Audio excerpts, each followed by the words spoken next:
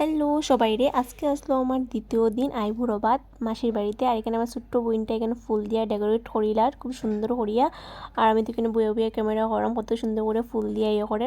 তারপরে দিকে দেখতে পারে এখানে তাই আবার গেছি কি এখানে ভাত বাড়ার লাগিয়া তাল সাজাইব এখন আমার লাগিয়ে। আর আমি তো দাঁড়ায় দাঁড়ায় দেখলাম তার কাণ্ডটি, ঠিক আছে, এত ছুটাইয়া এত কাম করে। আর আমার যে ড্রেস আপ ঠিক করিয়া দিছে তাই সব কিছু পিন্দাইয়া দিছে, আসল টাচল ঠিক করা, মানে সব কিছুই পারে বলতে পারো, ঠিক আছে। তারপরে দেখি গিয়া দেখো আমার ড্রেস আপ পিন্দানির পরে তাই খানিও পুরো রেডি করে লিছে, তাই আমিও বই গেছি, মানে বহুত দেরি হয়ে গেছিলো, লেটে গেছিলাম বেজান। আর এখানে আসলে জলপুইয়ের চাটনি, ডাল, মাংস, পাবদা মাছ, আর এখানে আসলে মিষ্টি, দই, পাপড়, আর এখানে আসলে ভাজা, এক লগে আসলো কাঁচা লঙ্কা আর লেবু আর স্যালাড, ঠিক আছে। তারপর দেখি আমি খাওয়া দাওয়া স্টার্ট করবো। আর কিন্তু খাওয়া দাওয়া স্টার্ট করছি না, আমি একটু ওয়েট করছিলাম বইয়া, কেন কি আমার এই বোনটা আইব একটু বাইরে গেছিলো, ওই আমার সারা দিন মানে সকাল থেকে রান্না বান্না করছে আমার লাগে, বহুত কষ্ট করছে।